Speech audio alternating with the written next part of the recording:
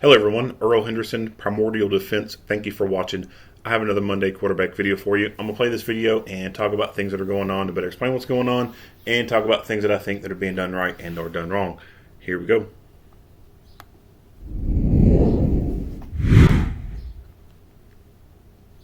I'm Sheriff T.K. Waters.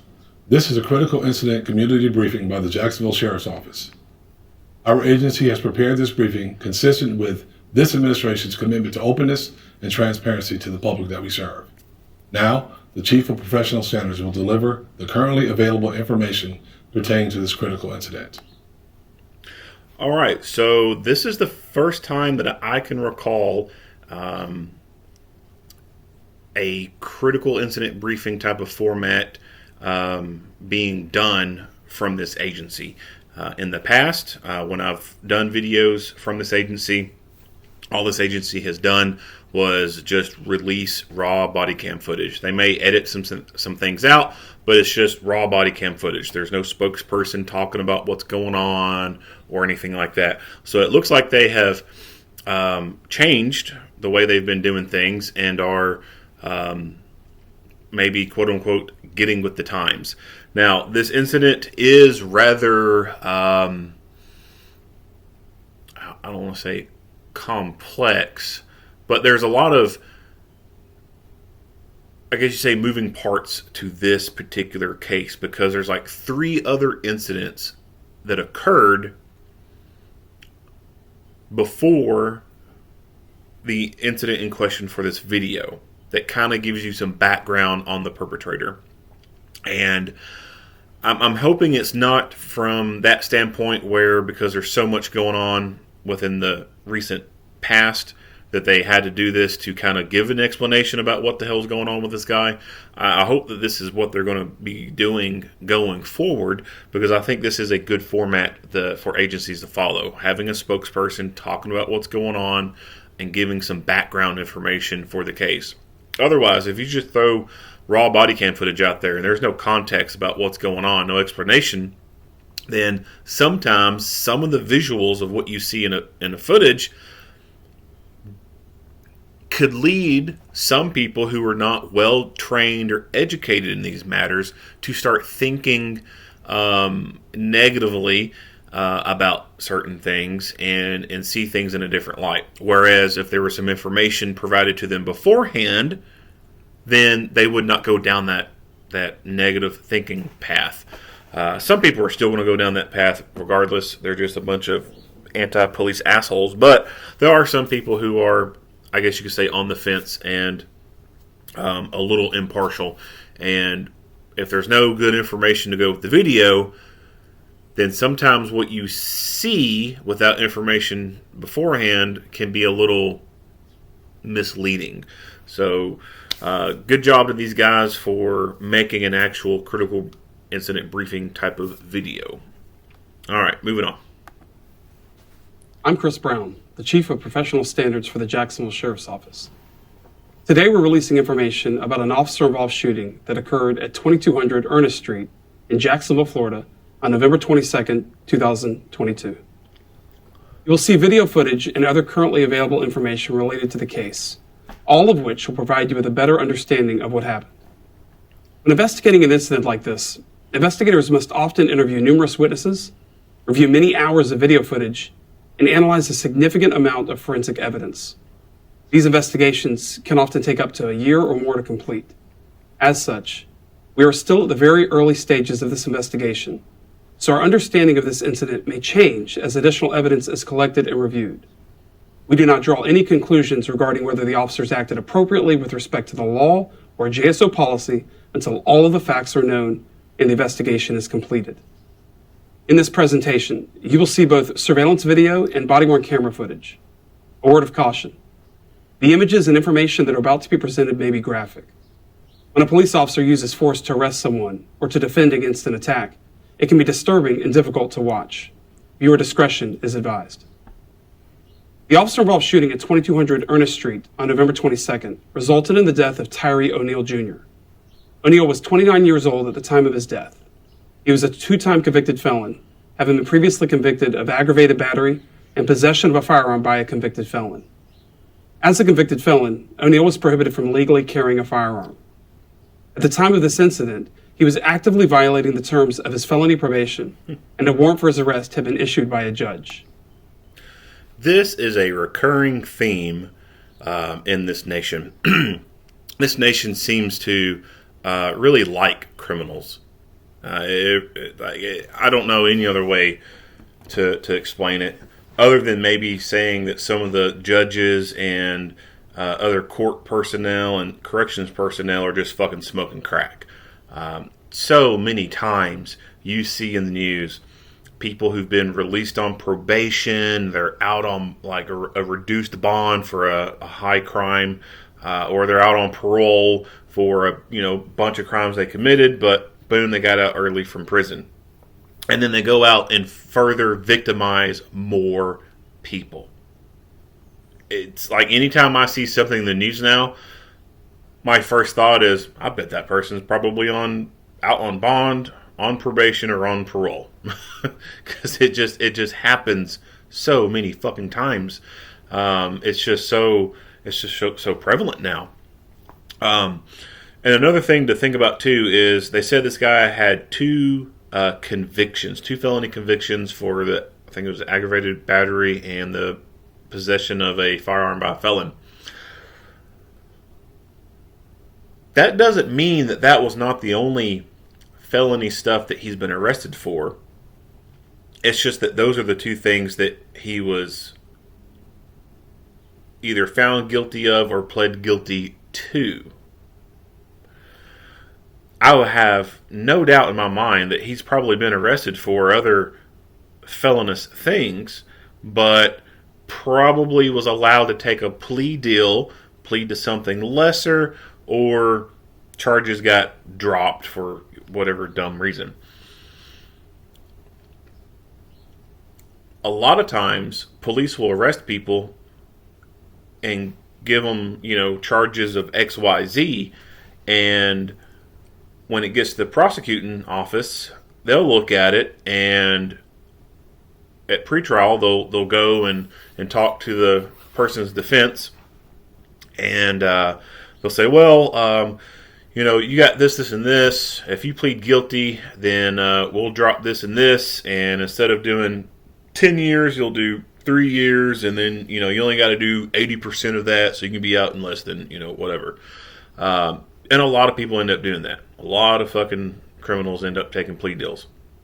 A lot of prosecutors just don't want to mess with taking things to trial, and so they offer plea deals to clear the docket, so to speak. So just because this guy only has 2 felony convictions, it doesn't mean that those were the only felonious things that he's done in his life. He's probably done a shit ton more. And he's probably done a shit ton more than that he never got caught for.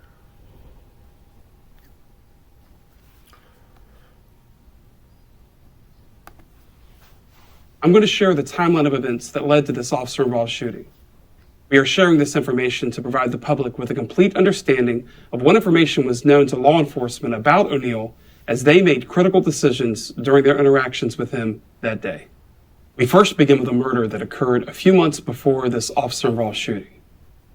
On September 21st, 2022, a young woman was murdered in the parking lot of a hotel on Youngerman Circle. Through the investigative efforts of JSO's homicide unit, Oneal was identified as the shooter and murder suspect. This brutal execution-style murder was captured on surveillance video. Here is a portion of the surveillance video footage that captured this murder. Again, due to its graphic nature, viewer discretion is advised. In this video, you will see Oneal drive into the hotel parking lot and park directly next to a silver SUV. Then, Oneal exits from the driver's seat of his vehicle and immediately approaches the front passenger seat of the adjacent parked vehicle. Violently, he pulls a young woman from that seat and forces her behind his car. Oneal can be seen carrying a handgun in his right hand. The woman is unarmed. Within seconds, Oneal shoots her multiple times at close range and kills her.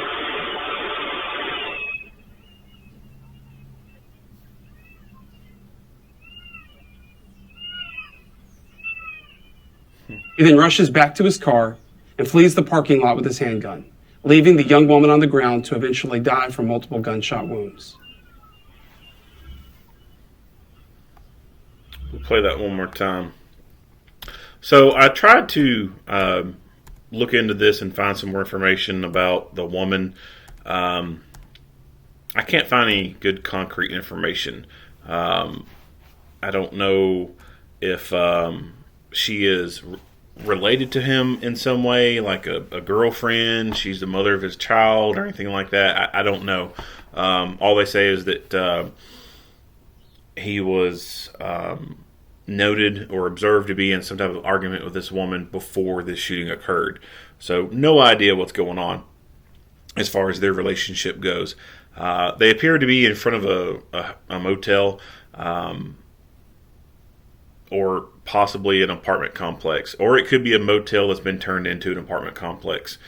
So they got the front of these residences blurred out here.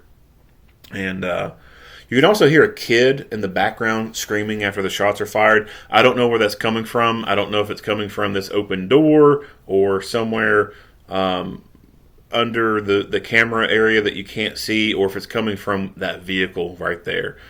No idea where the crying baby or kid is coming from, but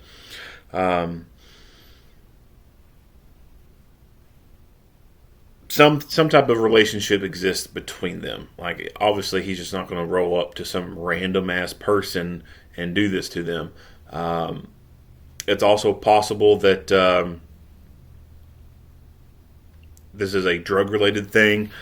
She may owe him some money, or she may be working for him, and he gave her X amount of drugs, and she only gave him X amount of money that does not add up to the amount of drugs that he gave her. It could be a sex worker kind of thing. He could be trafficking her, and she's not doing what she needs to be doing as far as what he wants her to do, and he could be going to take action against her. I have no idea what's going on here between these two, but there is a connection between them. And whatever has transpired has triggered this guy into wanting to murder her. It looks like potentially he was intending to maybe force her into his car, potentially.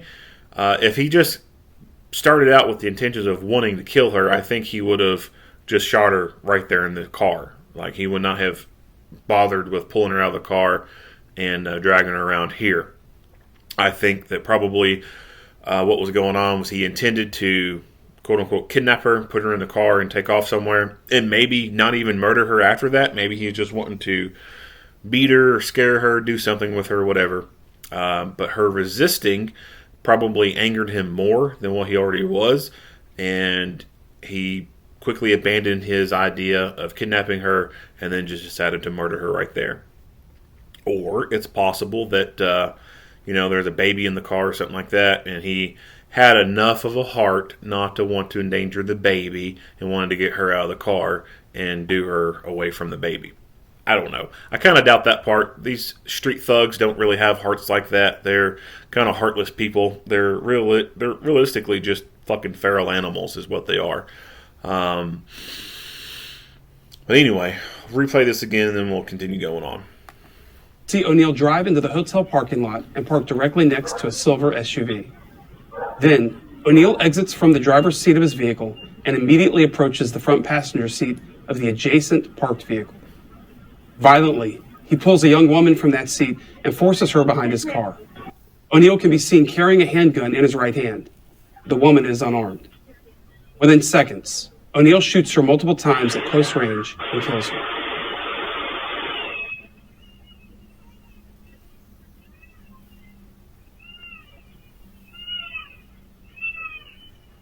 He then rushes back to his car and flees the parking lot with his handgun, leaving the young woman on the ground to eventually die from multiple gunshot wounds.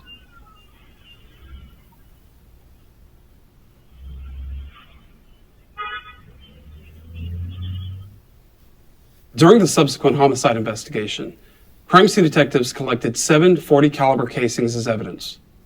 Using forensic technology accessible to JSO's violence reduction section, these casings were entered into NIBIN, the National Integrated Ballistic Information Network.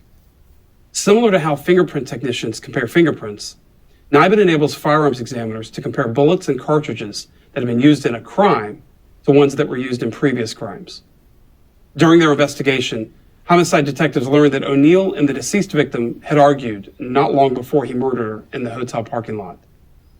Two people also shared with detectives that Oneal had confessed to murdering the young woman. The next event in this timeline is a shooting from early October 2022.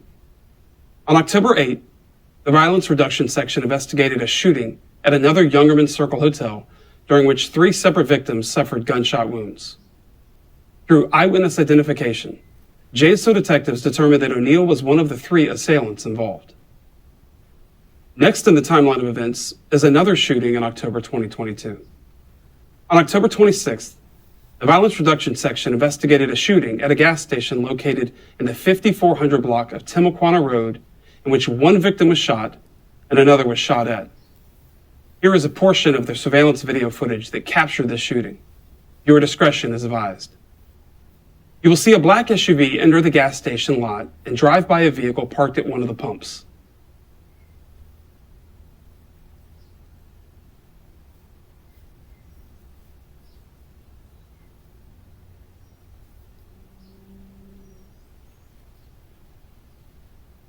As 2 men exit the parked vehicle, shots are fired from the passing SUV. One of the men draws a rifle and begins returning fire on the SUV. Upon investigation, 10 .40 caliber casings were recovered at the scene and entered into NIBIN. The system revealed that the bullets being fired from the black SUV were coming from the same murder weapon used to kill the young woman in the hotel parking lot a month prior. Aware of Oneal's escalating kill the... All right, so let's back this up because this is interesting. And discretion is advised. Okay, so you see the black SUV here, but pay attention to the driver's side of this vehicle. You can see the guy right here at the door. He's got the car door open, so pay attention to him and his movements instead of this SUV. Pay attention to him. You will see a black SUV enter the gas station lot and drive by a vehicle parked at one. I'm going to back it up. Look between the column here and the gas pump. You will see a black SUV enter the gas station lot and drive by a vehicle parked at one of the pumps. You will see a black SUV enter the gas station lot and drive by a vehicle parked. You will see a black SUV enter the gas station lot and drive by a vehicle. Well, I probably won't be able to pause it just right. You will see a black SUV enter the gas station lot and drive by a vehicle. Boom. That's probably the best pause I'm going to get. But he already has his gun at this point. So he noticed that vehicle as it was pulling in or right after it had pulled in and knew something was up. So this tells me that he is aware of this vehicle and who's it's connected to. And he is preparing himself for a fight. This right here tells me that this is probably some street turf stuff, gang-related kind of shit, potentially. Random people pumping gas just do not grab their fucking guns out of their car when other vehicles pull into the parking lot. Right? Like, that's odd. So that tells me he recognized that vehicle and knew that it was associated with oh fuck face and knew that there's about to be some problems. So he gets his, they call it a rifle. I highly doubt it's a full-on rifle. Most likely what it is an AR or an AK pistol. And a lot of people will incorrectly refer to them as rifles. Legally, they are pistols. In a sense, they realistically are just rifles because they are a rifle package that has been super shortened down into what the ATF deems as a pistol. But for all intents and purposes, it's basically a fucking short-barreled rifle, right? But legally speaking, it is a pistol for now, at least. And you see him start to position himself behind this vehicle, waiting for something to happen. The passenger knows what's up. He gets out and starts coming around over here too because he don't want to be caught in what's going on. vehicle parked at one of the pumps.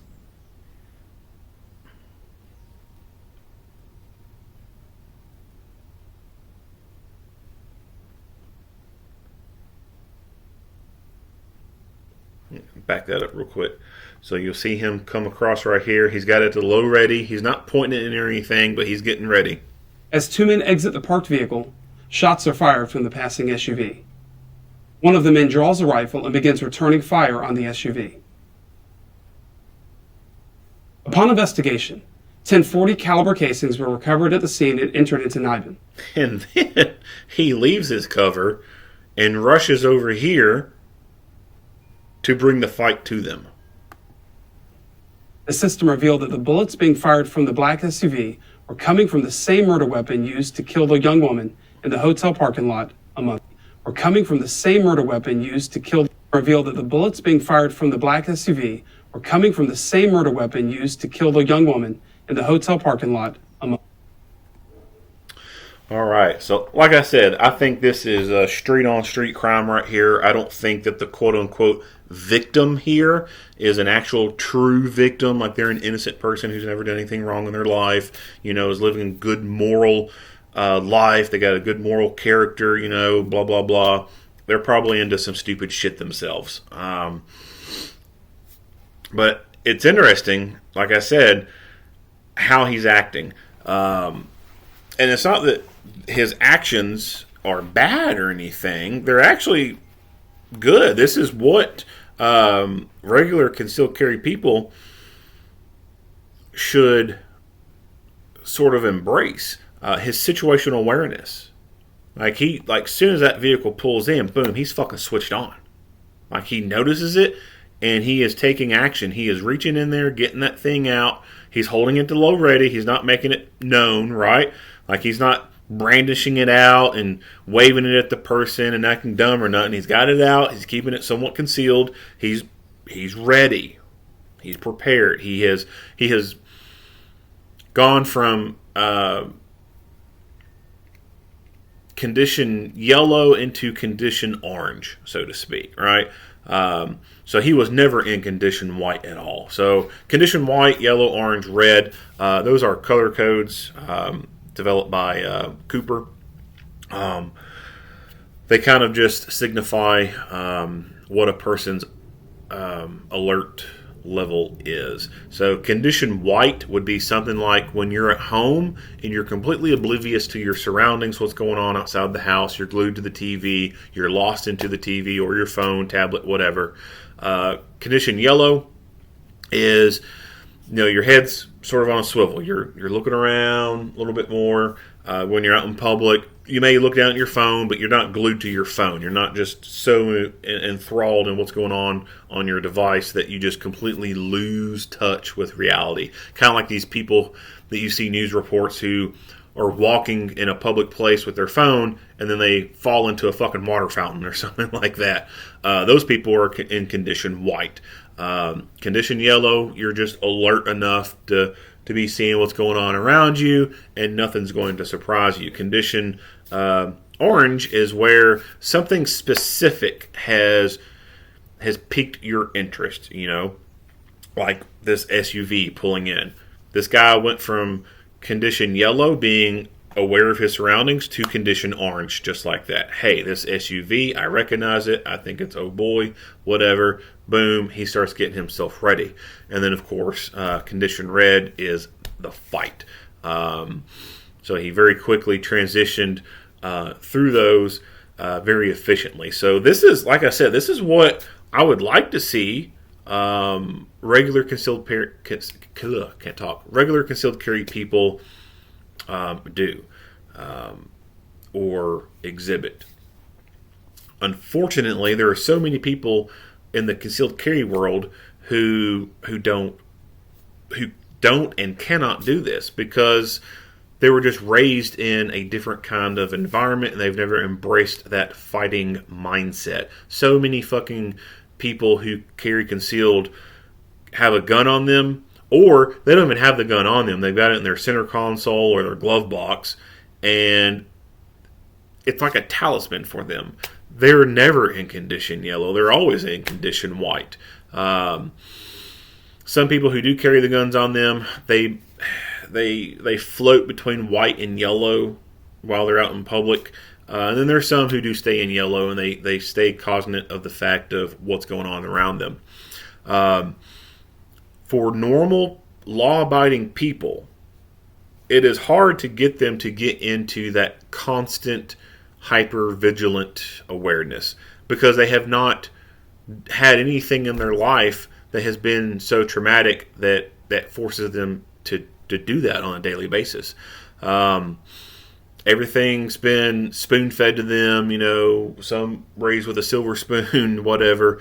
And they don't have to worry about someone coming up and splitting their fucking wig. Someone coming up and getting the jump on them. People from the streets, they have a different lifestyle. It's a more, in some ways, traumatic lifestyle with the things that they do. And that breeds into them a very hyper-vigilant awareness of what's going on around them. If you ever watch like an interview or cell phone camera footage of people on the streets and they're talking or something like that, here's a good channel on YouTube to go look at. It's a Charlie Boy, I think it's called. Let me bring it up on my phone real quick because I've got the channel saved. Charlie Boy 313. So it's Charlie, like you would spell Charlie. Well, I think it's supposed to be Charlie Boy. It might be Bo, but it's Charlie BO 313. And this guy, what he does is he goes around with a GoPro camera on his dash cam, and he drives through the hoods all across the nation. So looking at his video list, he drives through the South Carolina old school backwoods something. He goes through St. Louis, Raw Streets gang area, Flint, Michigan. He went down to fucking Juarez, Mexico, Chicago streets at night, Detroit most dangerous drug gang, something, Chicago 2023 New Year's gunfire and something, Chicago streets asking gang members. So sometimes he gets out of his car and he talks to people. But this is a good channel to go look at and see what I'm talking about. When you see people from the streets and they're like in these videos where they're talking to someone, they're still constantly looking around. They are hyper fucking vigilant because they are in the jungle. There are predators all around. So they'll be sitting there talking to you, but they're constantly turning their head and they're looking around at their surroundings. And you're like, the person's right there fucking in front of them having a conversation with them, and they're looking around, constantly checking the surroundings. It's almost like a nervous tick almost, or like a Tourette's kind of thing. Like their head is just constantly moving and they're looking around. Why? Because they learned a long time ago, if you don't fucking pay attention to your surroundings, your ass is fucking dead. So it's sad to me, in a way, that our street thugs demonstrate better situational awareness than our good law-abiding citizens who want to carry concealed. As far as tactics and everything, he takes cover behind the vehicle. That's about the only place he can take cover behind. He could go in behind these columns right here. They're not going to offer a whole lot, but they will stop better than the car.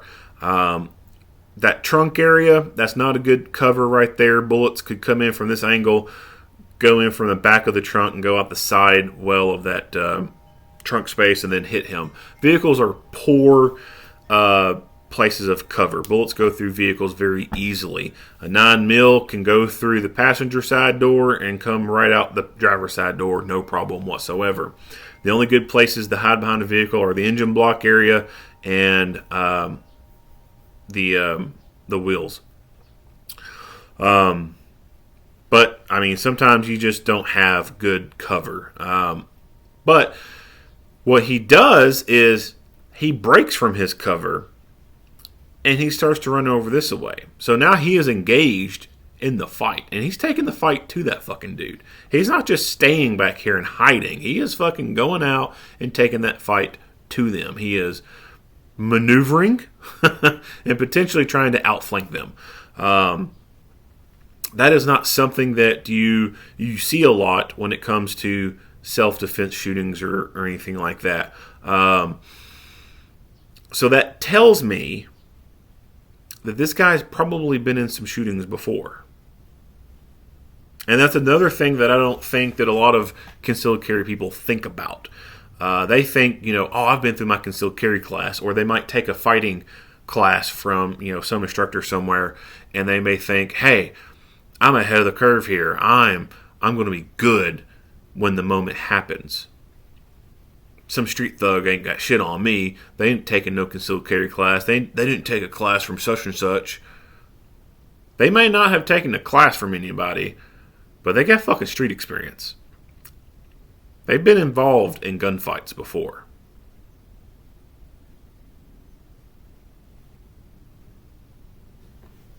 And from what I can see, I think it's possible this dude's been involved in a gunfight or two before. There are 15-year-old gangbangers out there who've shot at more people and been shot at more times than active full-time police officers out there.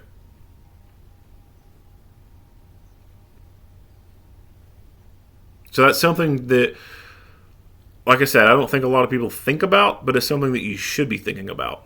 Your adversary, should you be finding yourself in a position to be mugged by some street criminal or something like that, probably has more experience gunfighting than you do. They might not know proper techniques and be good at it, but they've been there, done that. And so they've gotten that stress inoculation out of the way. It may not be second nature to them, but it's closer to being second nature to them than it is you. Which is why I highly, highly, highly advocate that you do more than just a basic firearms class. You should go on to take force-on-force classes. That is the closest you're going to get to a real gunfight. That is the closest and best way you can get to stress inoculating yourself to the things that occur to you when fight or flight happens.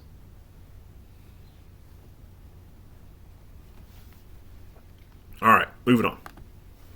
Were coming from the same murder weapon used to kill the young woman in the hotel parking lot a month prior. Aware of Oneal's escalating violence, JSO investigators requested that officers assigned to JSO's Special Operations Section locate Oneal and arrest him on his outstanding warrant for violation of probation. On November 22, 2022, these criminal apprehension officers located Oneal at 2200 Ernest Street. Once Oneal was outside the building on that property, these officers, outfitted in tactical uniforms which clearly identified them as police, moved in to arrest him. Immediately, Oneal ran from the police. As he ran, officers saw him pull a rifle from underneath his sweatshirt. An officer fired at Oneal, but he was not hit by gunfire at that time. Oneal initially fell to the ground and for a moment complied with officer commands. However, before officers could take Oneal into custody, he began to flee again and jumped over a nearby fence. Officers again pursued him on foot.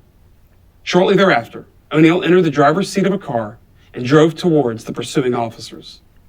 With the vehicle within feet of ramming them, multiple officers fired on Oneal until the car stopped and no longer posed a deadly threat to them. Oneal died from multiple gunshot wounds shortly thereafter. During the subsequent officer-involved shooting investigation, crime scene detectives recovered 2 firearms.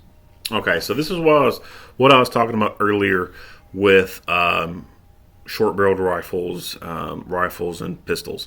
There's something going on with this particular gun that I don't know what exactly it is. There's no buffer tube to the rear of this thing. Now, it could have one of those rear folding attachments on the back, but I don't see anything that's visible under the trigger guard or a little bit forward of here.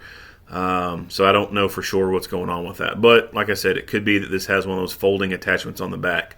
For an AR-15, you should see what's called a buffer tube sticking out the back. It's just basically a little tube where the buffer spring is housed in.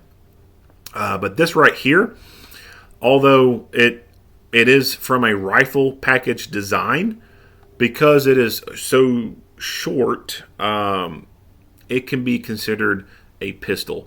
Now, looking at this a little bit more, this might actually be an illegal short-barreled rifle, because it looks like it has the government barrel on there, where you got the indentation right there for attaching a grenade launcher. So this could be a little bit longer than a pistol package here. But of course, there's no way for me to actually measure the damn thing or anything like that to be able to tell you. But you can have something that looks like this, and it's legally defined as a pistol because of how short it is.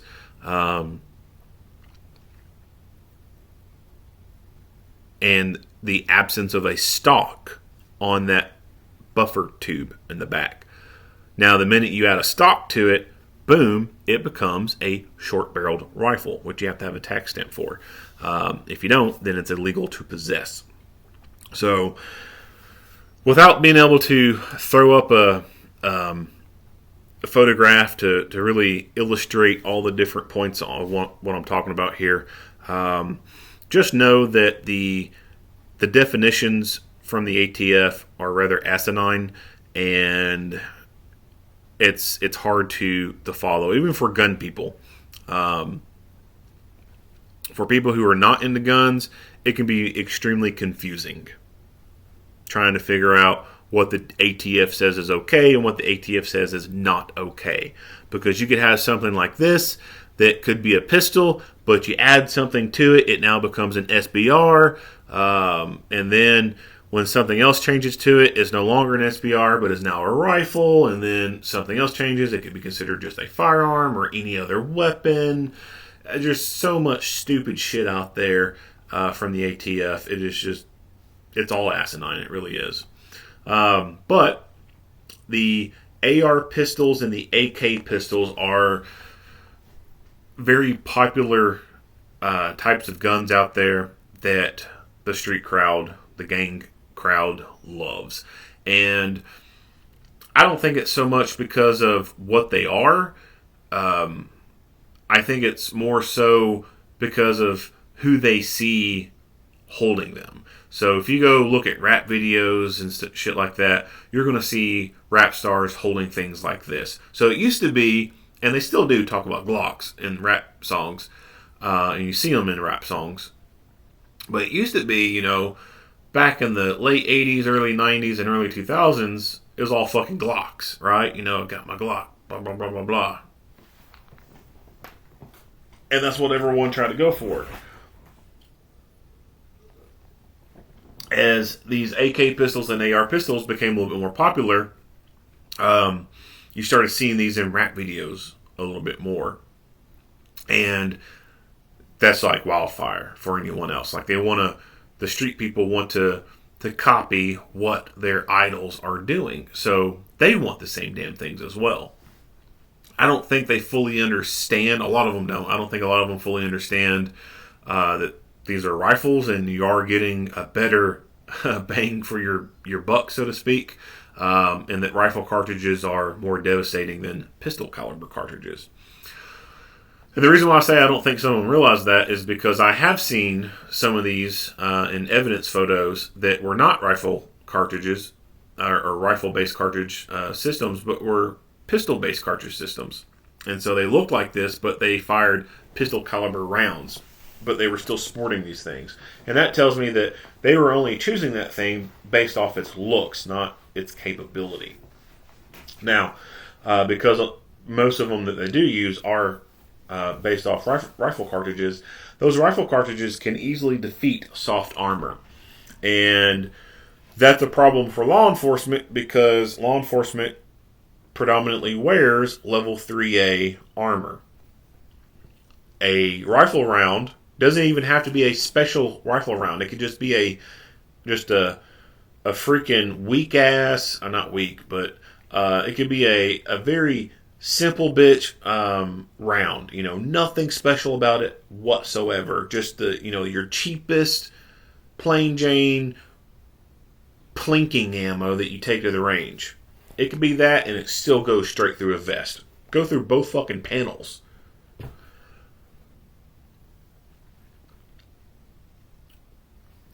So it used to be the most common threat for law enforcement was all pistol caliber based ammunition, and for the most part that still is the most common threat. But these are emerging, these are trending, these are gaining popularity and rising in numbers. So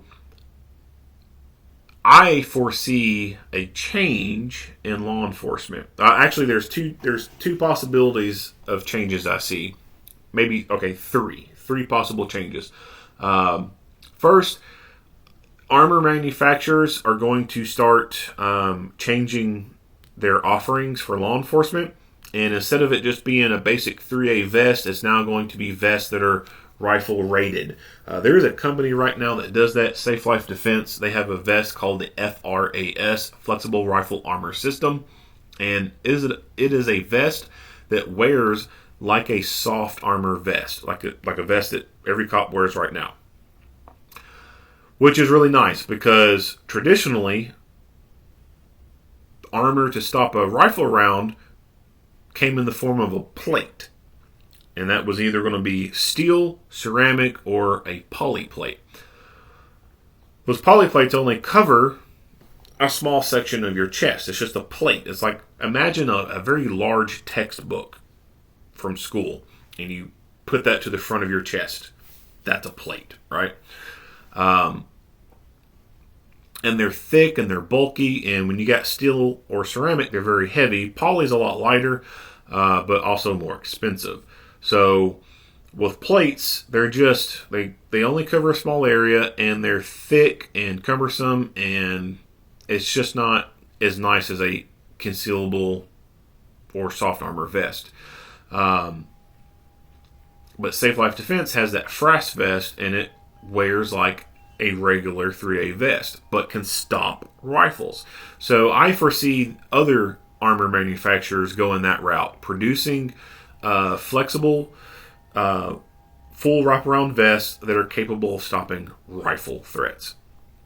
The other two possible changes that I see occurring are, one, the definitions of what makes a pistol being changed or amended so that we no longer have AK pistols or AR pistols, and they just by default become SBRs, which right now, at time of recording, it is January 19, 2023. So we've had the ATF have their little ruling on the braces for AR pistols. And they're talking about a grace period of 100 and something days for people to register these things as SBRs, short-barreled rifles. Well, the brace that goes on that tube is about nothing, right? It's just a very minimal attachment on there. So I could very easily see the definitions changing, and AR and AK pistols no longer being able to exist as they are now. The third possibility, which I hope doesn't happen, but it's almost inevitable that's going to happen in the next 50 to 75 years, is AR-15s are just going to be completely fucking banned. It's sad to think that, but you got to think about the direction the country's heading, the type of people that are running the country, the type of people that are here, the majority of the people who are here. It's inevitable that those things are going to be banned, and or the Second Amendment is just going to cease to exist as it is today. When you, and I have to be careful about how I word this, but when you look at males today, they are not the same as males that were born, a decade or two ago. I'm sorry, more than a few decades ago. People born in the the 50s, 60s, 70s, 80s, they're a whole lot different than people who were born in the late 90s, early 2000s. Men are a lot weaker today. People's mindsets are a lot softer today between men and women.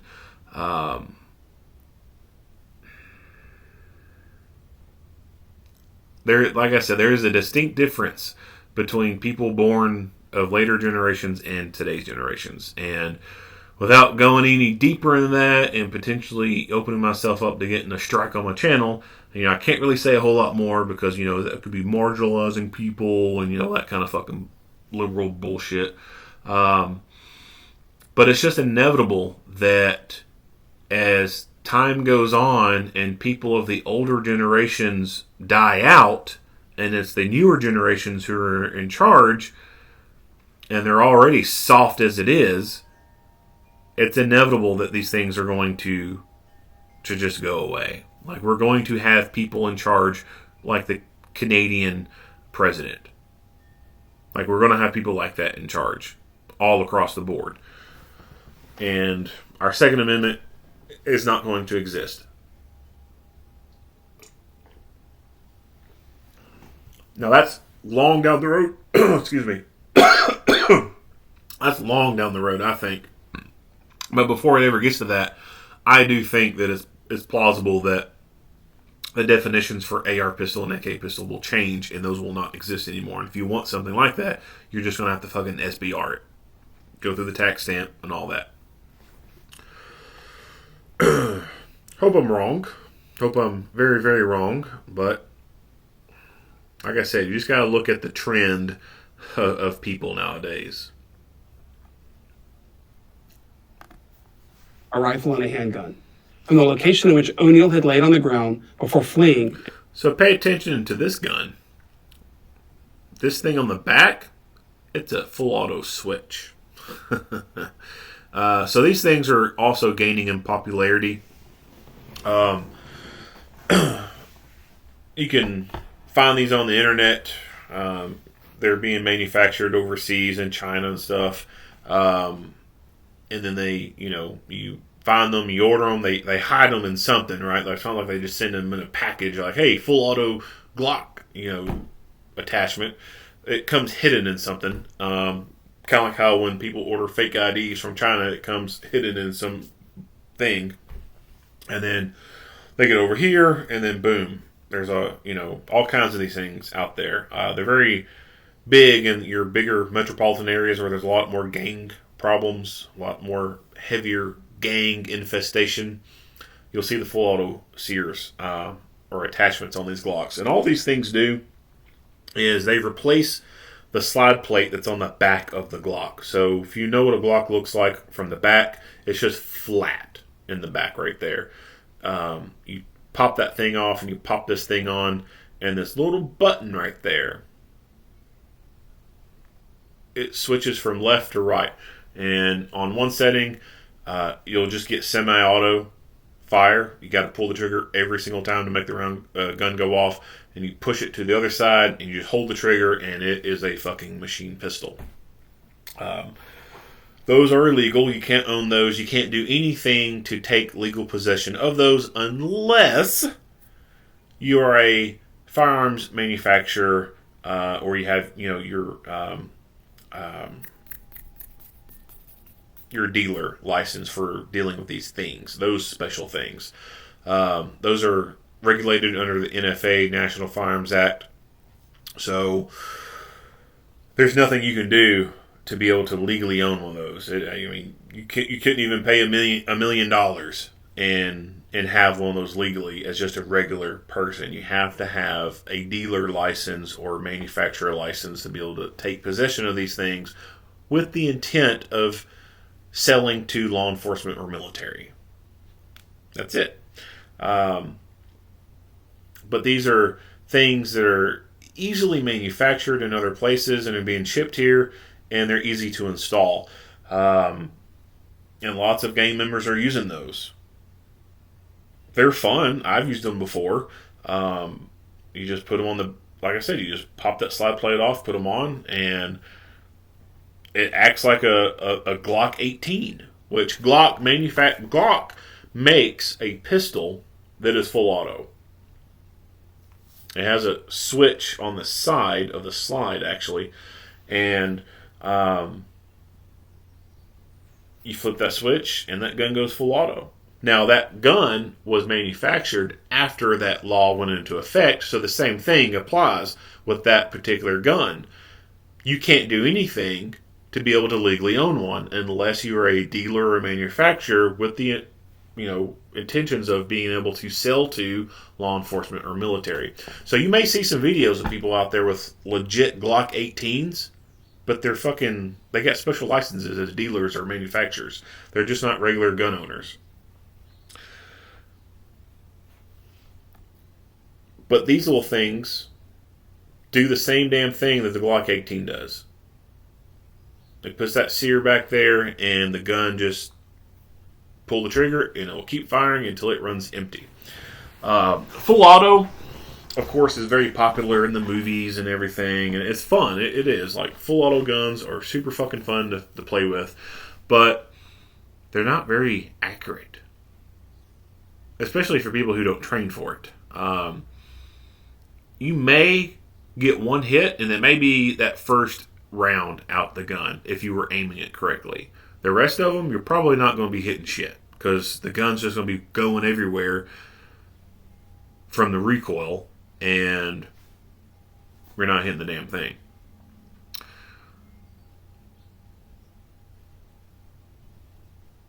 The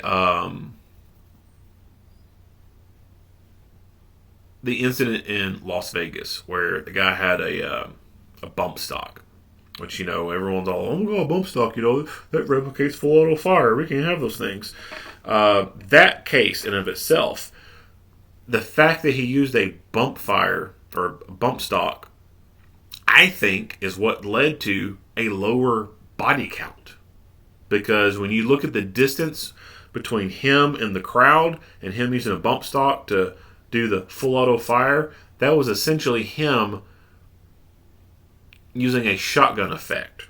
He's just fucking throwing rounds out there. He's not even aiming. He's got it pointed in that general direction, but it's just going recoil and everything's going on. He's not keeping a sight on each individual person. It's so far away, it's just like shooting a shotgun at something at a distance. He's just throwing rounds out there. Had that guy had a rifle with a scope on it, and he took carefully aimed shots, he probably would have had a higher body count. So full auto doesn't really give you an advantage in hitting targets. Only in the movies, in Hollywood, does a full auto gun give you the ability to pull the trigger, fire 100 rounds, and hit 100 people. Real life, it doesn't work like that. The gun just fucking, if you hold down on that trigger, especially a pistol like this, you hold down on that trigger, that motherfucker starts barking, it's hard to keep it on target. Now, there is a way to effectively use the full auto function and have rounds on target and keep all your rounds on target. But just holding it down and pointing it, that don't work. You're going to miss 90-something% of your shots. All right, moving on. And jumping over the fence. Both the rifle and the handgun were submitted for forensic firearms analysis.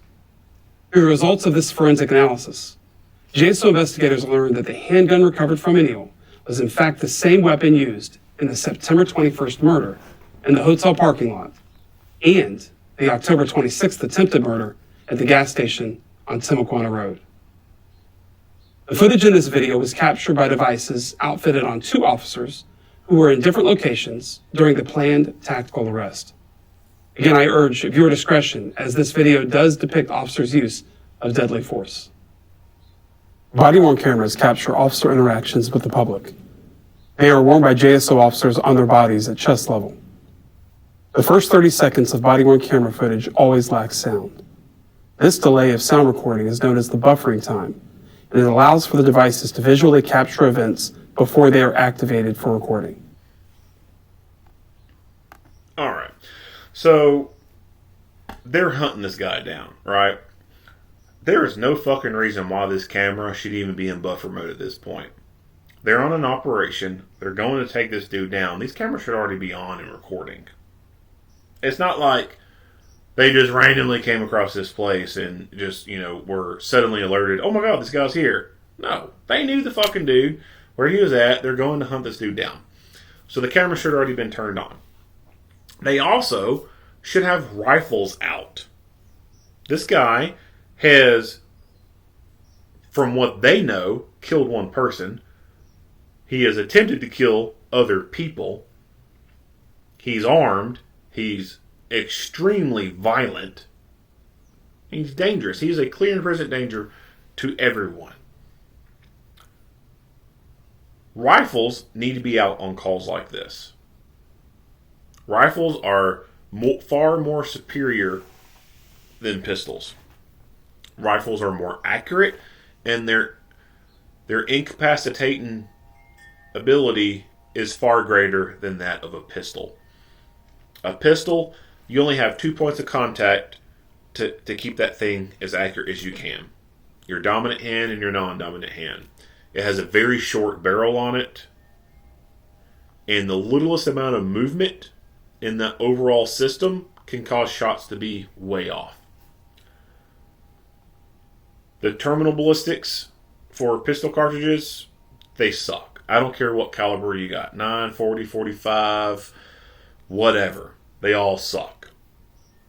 You're just not getting the energy out of them like you do with a rifle cartridge. So rifles, they have a longer barrel. You have more points of contact to hold that weapon and stabilize it and reduce the most amount of movement in that system overall, thus making it more accurate. And the terminal ballistics are just devastating. Rifle cartridges can very rapidly incapacitate a threat. It can take fewer rounds to achieve that.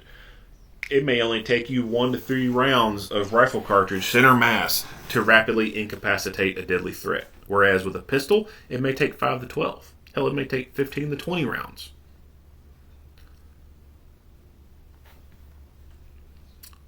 So the camera should have already been on and recording, and they should have had rifles out.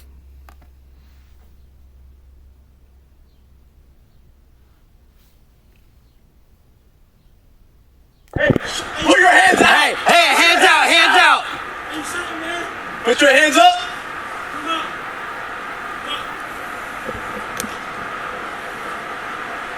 Don't move. Hey! Hey!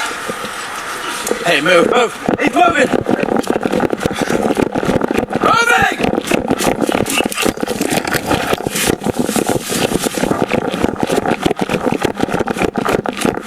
Out to the front! Out to the front! Out to the front!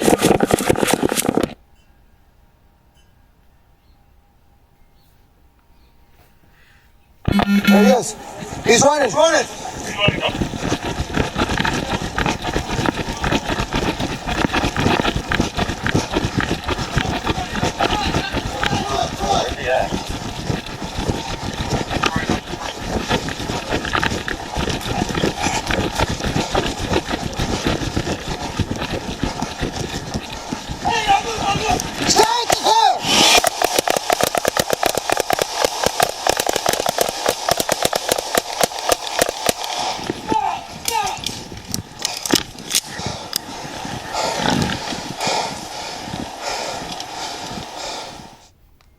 Yeah, let's see that again.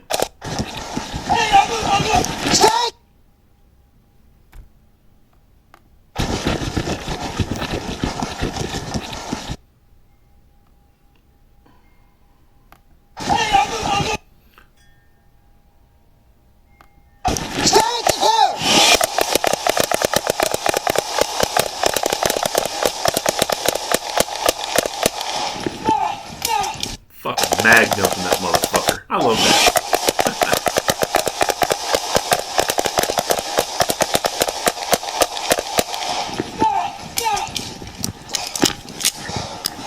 So he mag dumps into him. He fires the slide lock. That doesn't always happen in gunfights. Fires the slide lock, does reload, gets his gun back in the fight.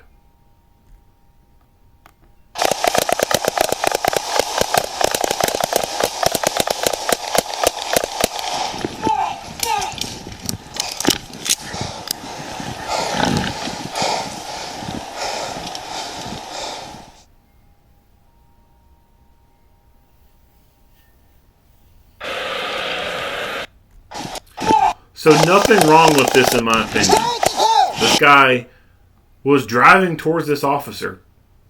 Was going to run him the fuck over. Had they not fired on this guy and put rounds on him and stopped him from doing it. He is a fleeing armed felon as well at this point. So even if he was not about to run this officer over, I certainly feel that they would have been justified in using deadly physical force to stop him from fleeing. Because he is a clear and present danger to the rest of society. He is a substantial risk to the public. He is a dangerous, violent, fleeing felon. No different than if he was Ted Bundy running from the police.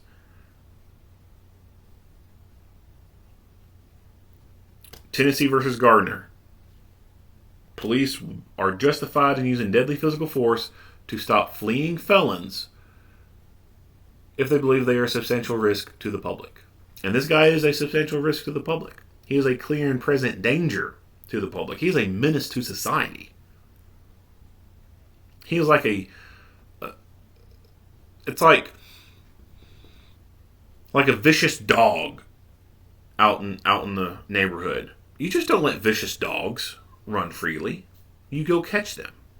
And if you can't get a hold of them with a pole or anything like that, and they're running after people and keep on going, then you shoot the vicious dog. So no problem with this whatsoever. Especially right here. I mean, he's coming straight towards the officer. So no problem right here. Now, once this officer moves and is on this side right here and the car is no longer coming at him, I still see no problem whatsoever with him continuing to use deadly physical force against this guy. Like I said, this guy is a fleeing felon who is a substantial risk to the rest of the public. This officer is upholding his oath to protect the public. He's protecting the public from this dangerous, violent, murderous person.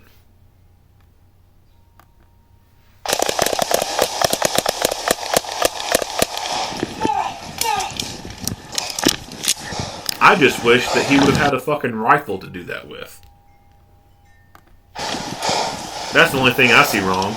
They're not using rifles.